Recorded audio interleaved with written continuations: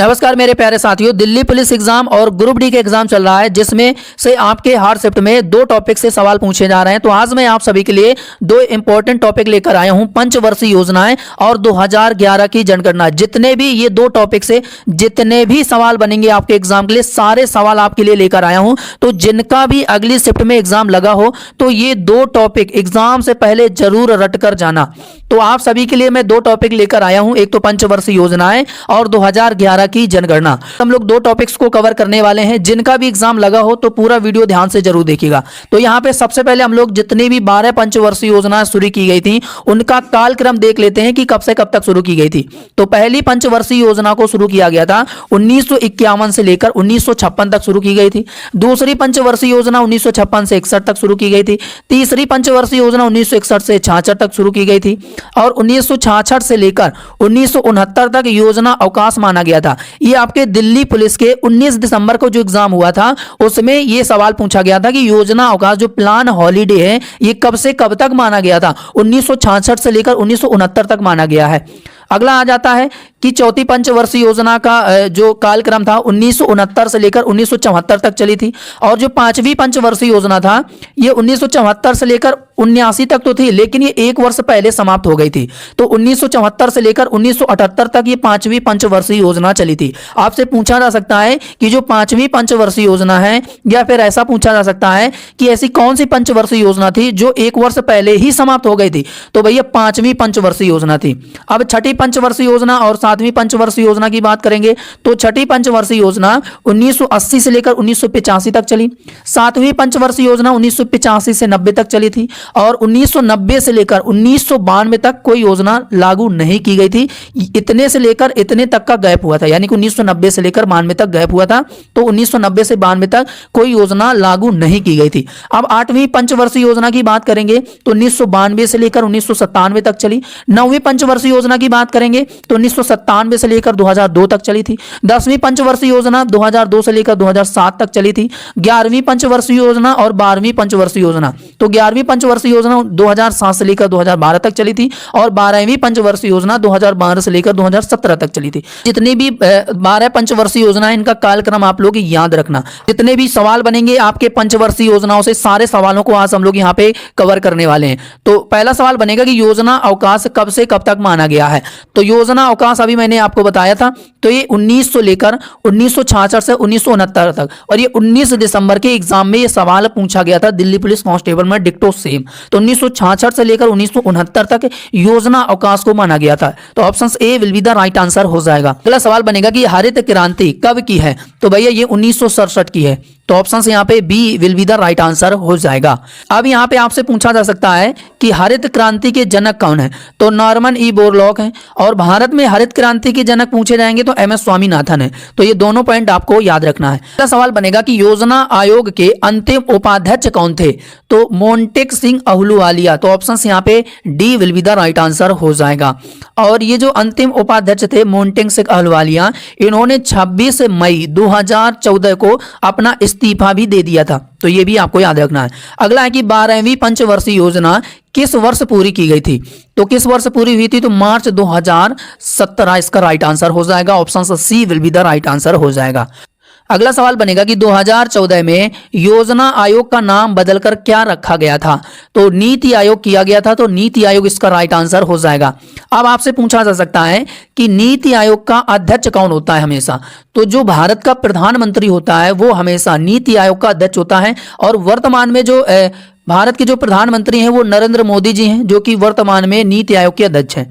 तो ये आप सभी को याद रखना है। अगला है कि पहली पंचवर्षीय योजना किसने लागू की थी। तो पहली पंचवर्षीय योजना को किसके द्वारा लागू किया गया था। तो जोसेफ स्टालिन के द्वारा। तो ऑप्शन यहाँ पे D will be the right answer हो जाएगा। अगला सवाल बनेगा कि पहली पंचवर्षीय योजना कब लागू की गई थी। तो देखो पहली पंचवर्षीय योजना का जो कार्यकाल था वो 1951 से लेकर 1956 तक था। अब इसमें पूछा जा रहा है कि कब लागू की गई थी। तो 1928 में लागू की गई थी। किसने लागू किया था। तो जोसेफ स्टालिन के द्वारा ये पहली पंचवर्षीय योजना को लागू किया गया था 1928 में। कहां पर। सोवियत संघ में। भी पूछा जा सकता है कि कहां पर। तो सोवियत संघ में लागू की गई थी। 1928 में जोसेफ स्टालिन के द्वारा। तो ऑप्शन यहाँ पे ए इसका करेक्ट आंसर हो जाएगा। तो यहाँ पे आप देख सकते हैं कि पहली पंचवर्षीय योजना 1928 में सोवियत संघ में जोसेफ स्टालिन के द्वारा लागू की गई थी, पहली पंचवर्षीय योजना। तो आप सभी को याद रखना है। अगला है कि भारत में प्रथम पंचवर्षीय योजना किसने लागू किया था। अब वो तो विश्व की बात हो गई। अब आपसे पूछा जा सकता है कि भारत में पहली पंचवर्षीय योजना को किसने लागू किया था। तो फिर उस समय जो प्रधानमंत्री थे जवाहरलाल नेहरू थे। तो ऑप्शन यहाँ पे सी इसका करेक्ट आंसर हो जाएगा कि जवाहरलाल नेहरू ने 1951 में भारत में पहली पंचवर्षीय योजना को लागू किया गया था। तो इंपॉर्टेंट सवाल बनेगा, आपको याद रखना है। अब अभी तक के शिफ्ट में जो पंचवर्षीय योजनाओं से सवाल पूछे गए हैं वो ये पूछे गए हैं कि पहली पंचवर्षीय योजना का फोकस किस पर था, दूसरी पंचवर्षीय योजना का फोकस किस पर था। तो ऐसे सवाल पूछे गए थे। तो पहली पंचवर्षीय योजना का फोकस किस पर था, किस क्षेत्र की तरफ था। तो राइट आंसर हो जाएगा प्राथमिक क्षेत्र का विकास करना। तो ऑप्शन यहाँ पे बी इसका करेक्ट आंसर हो जाएगा। अगला है कि पहली पंचवर्षीय योजना में कौन सा आर्थिक मॉडल अपनाया गया था। तो सर इसका राइट आंसर हो जाएगा हैरोडोमर मॉडल। तो ऑप्शन यहाँ पे C will be the right answer हो जाएगा। अगला सवाल बनेगा कि प्रथम पंचवर्षीय योजना का आदर्श वाक्य क्या था। तो राइट आंसर हो जाएगा कृषि का विकास। तो ऑप्शन यहाँ पे डी इसका करेक्ट आंसर हो जाएगा। अगला सवाल बनेगा कि प्रथम पंचवर्षीय योजना का उद्देश्य क्या था। तो राइट आंसर हो जाएगा विभाजन के बाद देश का पुनः निर्माण करें और उद्योग एवं कृषि को बढ़ावा देना, सस्ती स्वास्थ्य सेवा और शिक्षा पर फोकस था, उद्देश्य था। तो ऑप्शन यहाँ पे डी इसका राइट आंसर हो जाएगा। अगला है कि कौन सी सिंचाई परियोजना पहली पंचवर्षीय योजना के दौरान शुरू की गई थी। तो राइट आंसर हो जाएगा आपका भाखड़ा, हीराकुंड, मेट्टूर बांध, दामोदर घाटी। तो ये सभी जो परियोजनाएं थी सिंचाई वाली, ये पहली पंचवर्षीय योजना के दौरान शुरू की गई थी। तो ये आप सभी को याद रखना है। ऑप्शन ई इसका राइट आंसर हो जाएगा। तो इस अवधि के दौरान कई सिंचाई परियोजना को शुरू किया गया था, जिसमें भाखड़ा, हीराकुंड, मेट्टूर बांध, दामोदर घाटी शामिल हैं। तो ये आप सभी को याद रखना है। अगला है कि पहली पंचवर्षीय योजना के दौरान किस शैक्षणिक संस्थान की स्थापना की गई थी। तो राइट आंसर हो जाएगा भारतीय प्रौद्योगिकी संस्थान। तो ऑप्शन यहाँ पे बी इसका करेक्ट आंसर हो जाएगा। अगला है कि पहली पंचवर्षीय योजना में उच्च शिक्षा का कौन सा वैधानिक निकाय स्थापित किया गया था। तो कौन सा वैधानिक निकाय स्थापित किया गया था। तो विश्वविद्यालय अनुदान आयोग। तो ऑप्शन ए इसका करेक्ट आंसर हो जाएगा। दूसरी पंचवर्षीय योजना का फोकस किस पर था। तो राइट आंसर हो जाएगा सार्वजनिक क्षेत्र पर था। तो ऑप्शन सी इसका करेक्ट आंसर हो जाएगा। अगला है कि द्वितीय पंचवर्षीय योजना में कौन सा आर्थिक मॉडल को अपनाया गया। तो राइट आंसर हो जाएगा महालनोबिस मॉडल पर आधारित थी दूसरी पंचवर्षीय योजना। अभी मैंने आपको जितनी भी पहली पंचवर्षीय योजना के दौरान जो जो चीज लागू की गई, किस मॉडल पर आधारित की गई थी, तो ऐसे सारे सवाल आपको मैं कवर करा दूंगा, या द्वितीय पंचवर्षीय, तीसरी पंचवर्षीय, ऐसे करके तो सारी चीजें आपको कवर करा दूंगा। तो महालनोबिस मॉडल पर यह दूसरी पंचवर्षीय योजना आधारित थी। अगला है कि किस पंचवर्षीय योजना में भारतीय रुपए का अवमूल्यन हुआ था। तो राइट आंसर हो जाएगा आपका तीसरी पंचवर्षीय योजना के दौरान भारतीय रुपए का अवमूल्यन हुआ था। तो ऑप्शन यहाँ पे सी इसका करेक्ट आंसर हो जाएगा। भारतीय रुपए के मूल्य में पहली बार 1966 में अवमूल्यांकन किया गया था। तो ये आप सभी को याद रखना है। अगला है कि भारतीय अर्थव्यवस्था के लिए कौन से वर्ष योजनागत अवकाश थे। तो अवकाश कब से कब तक माना गया था। तो 1966 से लेकर 1969 तक। तो ये ऑप्शन ए इसका करेक्ट आंसर हो जाएगा। तो ये आप सभी को याद रखना है। तो यानी कि तीसरी पंचवर्षीय योजना के विफलता के बाद आपसे पूछा जा सकता है कि कौन सी पंचवर्षीय योजना थी जो कि विफल रही थी। तो तीसरी पंचवर्षीय योजना थी जो कि विफल रही थी। उसके बाद भारत सरकार ने 1966 से लेकर 1969 तक योजना अवकाश ले लिया और इस अवधि के दौरान 3 वर्षीय योजनाएं चलाई गई थी। तो ये आप सभी को याद रखना है। अगला सवाल बनेगा कि निम्नलिखित में से कौन सा भारत में योजना अवकाशों को क्रियान्वित करने का कारण नहीं था। तो ऑप्शन से यहाँ पे आयात में वृद्धि। तो ऑप्शन से डी इसका राइट आंसर हो जाएगा। इसका कारण नहीं था क्योंकि युद्ध हुआ था भारत पाकिस्तान के बीच, संसाधनों की कमी हुई, महंगाई में वृद्धि हुई, लेकिन आयात में वृद्धि तो ये कारण नहीं था। तो ऑप्शन से डी इसका राइट आंसर हो जाएगा। अगला है कि चौथी पंचवर्षीय योजना के दौरान भारत के प्रधानमंत्री कौन थे उस समय। तो राइट आंसर हो जाएगा इंदिरा गांधी। तो इंदिरा गांधी इसका राइट आंसर हो जाएगा। ऑप्शन ए इसका करेक्ट आंसर हो जाएगा। अगला सवाल बनेगा कि चौथी योजना के दौरान कौन सी कृषि पहल लागू की गई थी। तो राइट आंसर हो जाएगा हरित क्रांति। तो ऑप्शन से यहाँ पे सी इसका करेक्ट आंसर हो जाएगा। अगला सवाल बनेगा कि चौथी पंचवर्षीय योजना के दौरान कौन सा युद्ध हुआ था। तो जब चौथी पंचवर्षीय योजना लागू की गई थी तो उस दौरान कौन सा युद्ध हुआ था। तो किसके किसके मध्य युद्ध हुआ था। तो ये भारत और पाकिस्तान के मध्य ये युद्ध हुआ था। तो ऑप्शन से यहाँ पे बी इसका राइट आंसर हो जाएगा। अगला है कि पांचवी पंचवर्षीय योजना का प्राथमिक फोकस क्या था। तो प्राथमिक फोकस था भैया गरीबी उन्मूलन। तो ऑप्शन से यहाँ पे ए इसका राइट आंसर हो जाएगा, क्योंकि चौथी पंचवर्षीय योजना के दौरान भारत और पाकिस्तान के बीच जो युद्ध हुआ था तो अधिकतर गरीबी जो थी वो ज़्यादा हो गई थी, भारत की अर्थव्यवस्था डगमगा गई थी। तो पांचवी पंचवर्षीय योजना का जो फोकस था वो था भारत की गरीबी उन्मूलन, यानी कि भारत की गरीबी को खत्म करना। तो ऑप्शन से ए इसका करेक्ट आंसर हो जाएगा। अगला कि पांचवी पंचवर्षीय योजना को किसने अस्वीकार कर दिया था। तो राइट आंसर हो जाएगा मोरारजी देसाई। तो ऑप्शन से यहाँ पे बी इसका करेक्ट आंसर हो जाएगा कि इन्होंने इसका विरोध किया था। अगला कि पांचवी पंचवर्षीय योजना के दौरान यातायात को समायोजित करने के लिए कौन सी प्रणाली शुरू की गई थी। तो राइट आंसर हो जाएगा भारतीय राष्ट्रीय राजमार्ग प्रणाली। तो ऑप्शन सी इसका करेक्ट आंसर हो जाएगा। अगला है कि 1980 के बाद किस सरकार ने रोलिंग योजना को शुरू किया था। तो राइट आंसर हो जाएगा जनता पार्टी। तो ऑप्शन ए इसका करेक्ट आंसर हो जाएगा। अगला है कि किस पंचवर्षीय योजना के फलस्वरूप राष्ट्रीय कृषि एवं ग्रामीण विकास बैंक की स्थापना हुई थी। तो किस पंचवर्षीय योजना के दौरान राष्ट्रीय कृषि एवं ग्रामीण विकास बैंक की स्थापना की गई। तो ये छठी पंचवर्षीय योजना के दौरान। तो ऑप्शन से यहाँ पे डी इसका राइट आंसर हो जाएगा। अगला है कि देश की तेजी से बदलती आर्थिक स्थिति के कारण किन 2 वर्षों में वार्षिक योजनाएं लागू की गई। तो राइट आंसर हो जाएगा इसका हमारा 1990 से 92। तो ऑप्शन से यहाँ पे ए इसका करेक्ट आंसर हो जाएगा। अगला सवाल बनेगा कि 8वीं पंचवर्षीय योजना का मुख्य आकर्षक क्या था। तो किस पर निर्भर थी ये। तो राइट आंसर हो जाएगा उद्योगों का आधुनिकीकरण। तो ऑप्शन से यहाँ पे सी इसका राइट आंसर हो जाएगा। अगला है कि भारत जो है विश्व व्यापार संगठन का सदस्य कब बना था। तो राइट आंसर हो जाएगा आपका 1 जनवरी 1995। तो ऑप्शन ए इसका करेक्ट आंसर हो जाएगा। और ये 8वीं पंचवर्षीय योजना के दौरान भारत जो है विश्व व्यापार संगठन का सदस्य बना था। तो ये आप सभी को याद रखना है। अगला है कि 9वीं पंचवर्षीय योजना के कार्यान्वयन के दौरान भारत के प्रधानमंत्री कौन थे। तो राइट आंसर हो जाएगा अटल बिहारी वाजपेयी। तो ऑप्शन से यहाँ पे बी बॉय इसका करेक्ट आंसर हो जाएगा। अगला सवाल बनेगा कि 9वीं पंचवर्षीय योजना का उद्देश्य क्या था, क्या फोकस था, किस पर आधारित थी। तो राइट आंसर हो जाएगा जनसंख्या नियंत्रित करना और इसके बाद गरीबी में कमी। तो इसका उद्देश्य था 9वीं पंचवर्षीय योजना का। तो ऑप्शन से डी इसका राइट आंसर हो जाएगा। अगला है कि 10वीं पंचवर्षीय योजना की लक्ष्य वृद्धि दर क्या थी। तो राइट आंसर हो जाएगा 8% थी। तो 8% इसका राइट आंसर हो जाएगा। Option A will be the right answer हो जाएगा। अगला सवाल बनेगा कि 10वीं पंचवर्षीय योजना की अवधि क्या थी, कब से कब तक चली थी। तो 2002 से लेकर 2007 तक चली थी। तो यहाँ पे ऑप्शन से बी इसका करेक्ट आंसर हो जाएगा।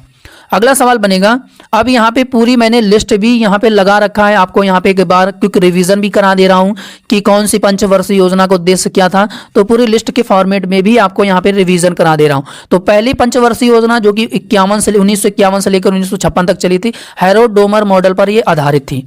दूसरी पंचवर्षीय योजना 1956 से लेकर 1961 तक चली थी और महान लोमिस मॉडल पर ये आधारित थी। अब तीसरी चौथी पंचवर्षीय योजना की बात करेंगे तो तीसरी पंचवर्षीय योजना जो कि 1961 से लेकर 1966 तक चली और गॉडगिल योजना भी इसको कहा जाता है। चौथी पंचवर्षीय योजना जो कि 1969 से 1974 तक चली और स्थिरता आत्मनिर्भरता की प्रगतिशील उपलब्धि के साथ इस विकास के 2 मुख्य उद्देश्य थे। तो इसका फोकस इस पर था चौथी पंचवर्षीय योजना का। तो ये आप सभी को याद रखना है। अब यहाँ पे 5वीं पंचवर्षीय योजना की बात करें तो 1974 से लेकर 1978 तक और यह योजना गरीबी हटाओ, रोजगार, न्याय, कृषि उत्पादन और रक्षा पर केंद्रित थी। तो ये आप सभी को याद रखना है। छठी पंचवर्षीय योजना की बात करें तो इसका जो उद्देश्य था आर्थिक उदारीकरण पर ध्यान केंद्रित करना और 1980 से लेकर 1985 तक चली थी। 7वीं पंचवर्षीय योजना 1985 से 90 तक चली थी और एक आत्मनिर्भर अर्थव्यवस्था की स्थापना का उद्देश्य था। तो आत्मनिर्भर बनना अर्थव्यवस्था पर। अब 8वीं पंचवर्षीय योजना की बात करें तो मानव संसाधन के विकास पर मुख्य ध्यान केंद्रित किया गया था 8वीं पंचवर्षीय योजना में, और 1992 से लेकर 97 तक चली थी। यहाँ पे 9वीं पंचवर्षीय योजना की बात करेंगे तो 1997 से लेकर 2002 तक चली। इसका मुख्य फोकस क्या था? सामाजिक न्याय और समानता के साथ विकास पर इसका मुख्य उद्देश्य था। अब 10वीं 11वीं की बात करेंगे तो 2002 से लेकर 2007 तक 10वीं पंचवर्षीय योजना चली। अगले 10 वर्षों में भारत की प्रति व्यक्ति आय को दोगुना करने का लक्ष्य रखा गया था 10वीं पंचवर्षीय योजना के दौरान। तो ये आपको पॉइंट याद रखना है। 11वीं पंचवर्षीय योजना में 2007 से लेकर 2012 तक चली थी और इसका मुख्य विषय था तीव्र और अधिक समावेशी विकास पर, इसका मुख्य उद्देश्य था।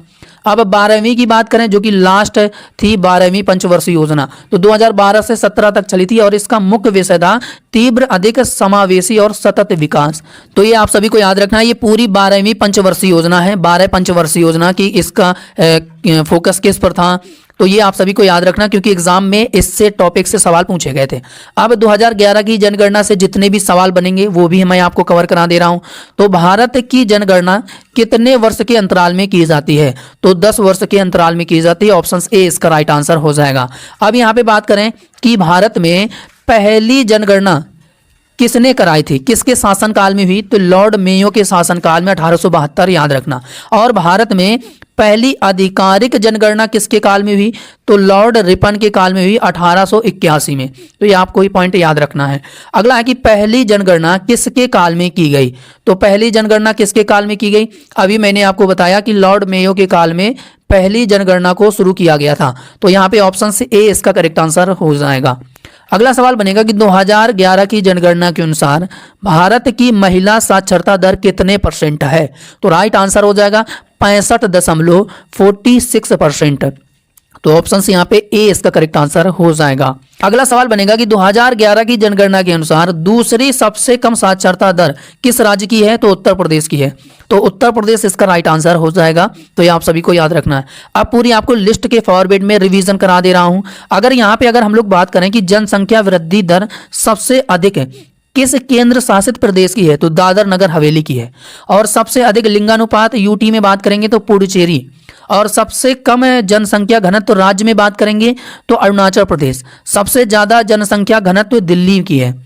अब इसके बाद अनुसूचित जनसंख्या शून्य किस राज्य में है, तो पंजाब में है। अब इसके बाद क्षेत्रफल की दृष्टि से बात करें कि सबसे बड़ा राज्य कौन सा है, तो राजस्थान है। और सबसे छोटा राज्य कौन सा है, तो गोवा है। अब सबसे बड़ा केंद्र शासित प्रदेश क्षेत्रफल की दृष्टि से कौन सा है, तो लद्दाख है। और सबसे छोटा केंद्र शासित प्रदेश आपका लक्षद्वीप है। तो ये आप सभी को याद रखना है। 2011 की जनगणना के अनुसार भारत का दूसरा सबसे बड़ा धार्मिक अल्पसंख्यक कौन है, तो कौन सा है भैया, राइट आंसर हो जाएगा ईसाई। तो ईसाई इसका राइट आंसर हो जाएगा। अगला है कि 2011 की जनगणना के अनुसार निम्न में से किस केंद्र शासित प्रदेश में महिला जनसंख्या पुरुष जनसंख्या से अधिक है, तो राइट आंसर हो जाएगा पुदुचेरी में। तो पुदुचेरी इसका राइट आंसर हो जाएगा। अगला सवाल बनेगा कि 2011 की जनगणना के अनुसार भारत का लिंगानुपात डैश महिलाओं के प्रति 1000 पुरुष हैं, यानी कि 1000 पुरुष में कितनी महिलाएं हैं, तो राइट आंसर हो जाएगा 943। तो 943 महिलाएं हैं 1000 पुरुष के मामले में। तो ऑप्शन से यहाँ पे सी इसका राइट आंसर हो जाएगा। अगला है कि 2011 की जनगणना के अनुसार भारत की महिला साक्षरता दर कितने % है, तो राइट आंसर हो जाएगा 64.6%। तो ऑप्शन से यहाँ पे A will be the right answer हो जाएगा। अगला है कि जनगणना किस सूची के अंतर्गत आती है, तो ये संघ सूची के अंतर्गत आती है। तो ऑप्शन से यहाँ पे ए इसका राइट आंसर हो जाएगा। अगला सवाल बनेगा कि 2011 की जनगणना के अनुसार निम्नलिखित में से कौन सा शहर है जो कि भारत का सबसे अधिक आबादी वाला महानगरीय शहर बन गया है, तो Mumbai will be the right answer हो जाएगा। ऑप्शन से बी इसका राइट आंसर हो जाएगा। यहाँ पे अगर हम लोग बात करें कि 2011 की जनगणना के अनुसार मुंबई जो है भारत का सबसे आबादी वाला महानगरीय शहर बना है, तो ये आपको याद रखना है। और जनसंख्या की दृष्टि से दिल्ली जो है मुंबई के बाद दूसरे स्थान पर है, तो ये भी पॉइंट आपको याद रखना है। इसके बाद कोलकाता उपर्युक्त तीनों महानगरों में तीसरा सबसे अधिक आबादी वाला शहर है। ठीक है, मुंबई है, फिर दूसरे पे दिल्ली है, तीसरे स्थान पर आपका कोलकाता है। तो ये आपको याद रखना है। अगला है कि 2011 की जनगणना के अनुसार भारत के किस राज्य में लिंगानुपात सबसे अधिक है, तो राइट आंसर हो जाएगा इसका हमारा केरल। तो केरल इसका राइट आंसर हो जाएगा। कितना लिंगानुपात है तो यहाँ पे आप देख सकते हैं 1084 केरल में, फिर पुदुचेरी में 1037, तमिलनाडु में 996 और आंध्र प्रदेश में 993। तो लिंगानुपात याद रखना है। छत्तीसगढ़ में 991 है और अंडमान और निकोबार द्वीप में 876 है, दिल्ली में 868 है और चंडीगढ़ में 818 है और दादर नगर हवेली में 774 है, दमन और दीव में 618 है लिंगानुपात। अगला है 2011 की जनगणना के अनुसार भारत की गरीबी रेखा के नीचे का परसेंट क्या है। तो राइट आंसर हो जाएगा इसका हमारा 22%। तो 22% will be the right answer हो जाएगा। ऑप्शन से बी इसका राइट आंसर हो जाएगा। 2011 की जनगणना के अनुसार किस राज्य की जनसंख्या सबसे कम है। तो राइट आंसर हो जाएगा असम की है भैया, असम इसका राइट आंसर हो जाएगा। ऑप्शन से यहाँ पे B will be the right answer हो जाएगा। अगला है 2011 की जनगणना के अनुसार भारत के किस राज्य में महिला साक्षरता दर सबसे कम है। तो राइट आंसर हो जाएगा राजस्थान। तो राजस्थान इसका राइट आंसर हो जाएगा। अगला है 2011 की जनगणना के अनुसार भारत में साक्षरों की संख्या डैश मिलियन में है। तो राइट आंसर हो जाएगा इसका हमारा सर 765.5 मिलियन। तो ये आपको याद रखना है साक्षर संख्या। तो ऑप्शन ए इसका राइट आंसर हो जाएगा। अब साथ ही साथ उच्चतम साक्षरता दर जो है 94% साक्षरता दर के साथ केरल की है। केरल की 94% साक्षरता दर है।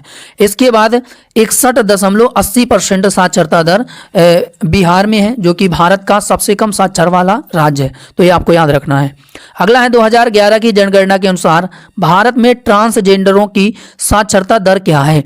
तो राइट आंसर हो जाएगा 56.07%। तो ऑप्शन से यहाँ पे C will be the right answer हो जाएगा। तो यहाँ पे आप देख सकते हैं कि 2011 की जनगणना के अनुसार भारत में ट्रांसजेंडरों की साक्षरता दर 56.07% है और ट्रांसजेंडरों की सबसे अधिक साक्षरता दर मिजोरम राज्य में है, जो कि 87.14% पाई गई है। तो ये आपको याद रखना है। अगला है कि 2011 की जनगणना के अनुसार पुरुष और महिला साक्षरता में सबसे बड़ा डिफरेंट वाला राज्य कौन सा है। तो राजस्थान में है सबसे बड़ा डिफरेंट। तो ऑप्शन से बी इसका राइट आंसर हो जाएगा। यानी कि 2011 की जनगणना के अनुसार राजस्थान में पुरुष महिला साक्षरता में सबसे अधिक अंतर जो है 27.85% का है और जबकि राष्ट्रीय औसत की बात करेंगे तो 16.7% है।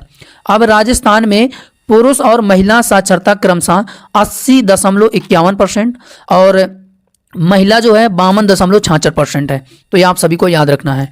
अगला सवाल बनेगा कि 2011 की जनगणना के अनुसार भारत के निम्नलिखित में से किस केंद्र शासित प्रदेश में साक्षरता दर सबसे अधिक है भैया। तो राइट आंसर हो जाएगा इसका हमारा लक्षद्वीप। तो लक्षद्वीप इसका राइट आंसर हो जाएगा।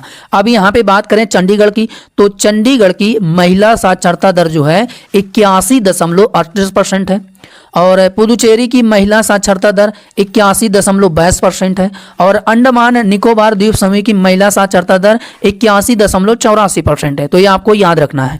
अब पूरी लिस्ट भी आपको दिखा दे रहा हूँ 2011 की। तो यहाँ पे सबसे पहले हम लोग बात करेंगे कि साक्षरता के मामले में सबसे अधिक परसेंट वाला राज्य कौन सा है। तो 94% केरल की है, ठीक है। फिर इसके बाद लक्षद्वीप है जो कि 91.85% है। इसके बाद मिजोरम की है 91.33%। इसके बाद गोवा की है 88.22%।